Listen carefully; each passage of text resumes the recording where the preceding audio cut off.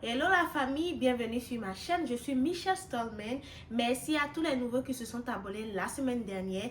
Donc si vous ne le savez pas, vous pouvez visiter ma chaîne. Vous allez trouver toutes sortes d'histoires criminelles qui se passent aux États-Unis. N'oubliez pas de les regarder. Donc aujourd'hui les amis, pour cette histoire, je vous emmène dans le Bronx à New York. Je vais vous parler de Nicolas, un enfant âgé de 1 an qui a malheureusement perdu la vie parce qu'il a fait une overdose d'amphétamine. Vous allez me dire quoi? Un enfant de 1 an qui fait une overdose de drogue. Ben oui, c'est une histoire très triste. Et cette histoire-là a vu le jour en octobre 2023.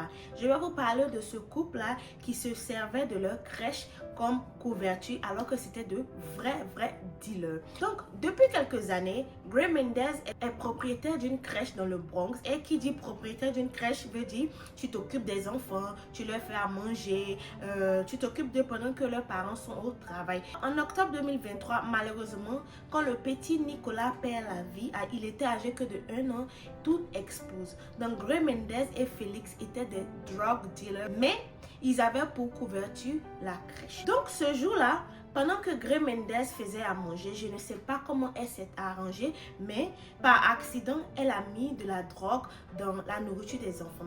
Et les enfants ont mangé. Après avoir mangé la nourriture, ils ont commencé à avoir des comportements bizarres et tous les 4 ont perdu connaissance. En tant que propriétaire de crèche, la première des choses que tu fais, c'est d'appeler la police ou même essayer de faire quelque chose pour qu'ils s'en sortent. Mais non, elle a décidé d'appeler son mari Félix. Et tout de suite, Félix s'est rendu dans la crèche. Et quand il est arrivé dans la crèche, il a commencé à ranger un peu des choses dans la crèche et il a pris quelques paquets et il est sorti. Et quand il est sorti, automatiquement, elle a appelé la police. Quand elle a appelé la police est venue avec l'ambulance et ils ont récupéré les 4 enfants. Pendant que la police partait avec les enfants et l'ambulance d'ailleurs, pendant que l'ambulance a pris les enfants pour les emmener à l'hôpital, elle a pris son téléphone et elle a supprimé plus de 10 000 messages dans son WhatsApp. En fait, c'est par son WhatsApp qu'elle communiquait avec son mari et le cousin à son mari. Donc, elle a supprimé plus de 10 à 20 000 messages dans son WhatsApp. Que ce soit des vidéos, que ce soit des voice notes, que ce soit des photos qui étaient des preuves. En fait, elle a essayé de détruire toutes les preuves parce qu'elle savait que automatiquement, elle allait être arrêtée. Elle sait ce qu'elle faisait. Donc, elle a essayé de dissimuler toutes les preuves en les supprimant et tout. Mais c'est mal connaître la police. Mais malheureusement, Nicolas, qui faisait partie des 4 enfants, a perdu la vie. Et heureusement, je ne sais pas si je dois le dire, les 3 enfants-là ont survécu. Après avoir constaté que Nicolas, malheureusement, avait perdu la vie, la police décide d'arrêter Gray Mendez est le cousin de Félix. Quand la police l'arrête, la police lui dit que l'autopsie a révélé que les enfants ont fait une overdose et que Nicolas, c'était trop tard, on ne pouvait pas le sauver. Mais qu'est-ce qui s'est passé? Comment dans une crèche, des enfants puissent faire une overdose? Elle a dit à la police que non, je ne sais pas ce qui se passe. Je ne sais pas comment ils ont fait une overdose. Peut-être que c'est quand ils sont quittés à la maison, ils sont venus avec de la drogue. Je ne sais pas. Elle a tout de suite nié les faits. Donc la police directement se rend dans la crèche et la police commence à fouiller. Et les amis, vous n'allez pas croire ce que la police découvre. En fait, la police découvre d'autres cachettes où il y avait la drogue. La police a découvert de la drogue, des comprimés, toutes sortes de drogues, je vous dis. Je vais dire plus substances illicites pour ne pas que YouTube coupe ma vidéo. Donc, la police a retrouvé plusieurs substances illicites, c'est-à-dire des comprimés, des poudres blanches et tout ce que vous pouvez imaginer sous le plancher. Et aussi, la police a trouvé d'autres substances illicites sous les matelas des enfants et aussi dans la cuisine où elle est censée faire à manger pour les enfants.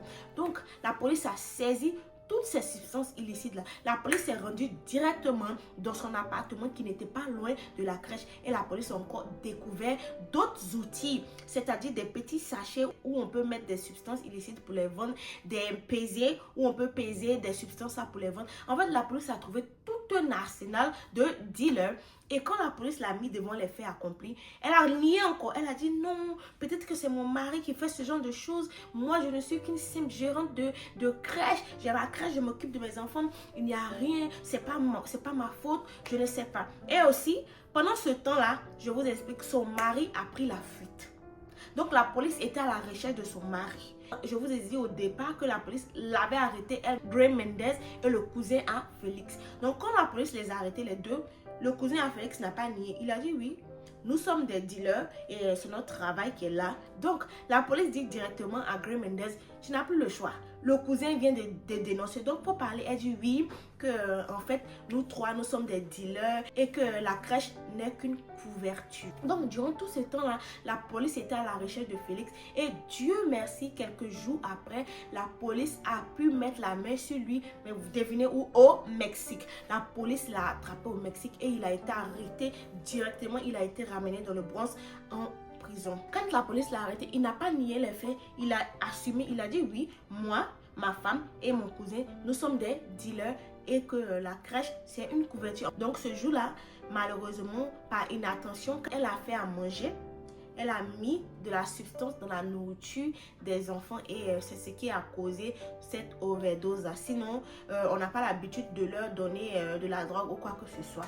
Donc, les trois ont été condamnés à 45 ans de prison. Voilà en fait une sentence qui est bien. Selon moi, ils auraient pu même être condamnés à perpétuité. Mais 45 ans, je trouve que c'est très bien. Parce que Gray Mendez est âgé de 37 ans. Donc, 37 plus 47... 37 plus 45, ça fait beaucoup quand même. Elle ne va pas voir le jour maintenant. Donc, pour moi, la sentence, elle est correcte. Les trois ont été condamnés à 45 ans de prison. Et ce que je ne vous ai pas dit, les deux hommes n'ont pas de papier. C'est-à-dire, ils vivent aux États-Unis illégalement. Donc, même si ils sortent un jour de la prison, ils seront déportés en République dominicaine dans leur pays, ainsi que elle, parce qu'elle elle n'est pas citoyenne américaine, elle a juste la green card. Donc quand à sa sortie, elle sera déportée dans son pays. Les trois, c'est une très belle sentence pour moi. 45 ans et le jour que vous sortez, on vous jette dans votre pays. Ça c'est clair. Voilà qui est clair.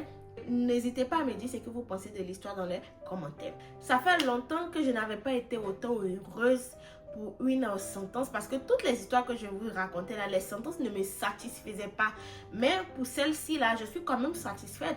Donc la morale de l'histoire c'est quoi? Quand vous décidez de faire des choses illégales, ne mettez pas les enfants des gens dedans.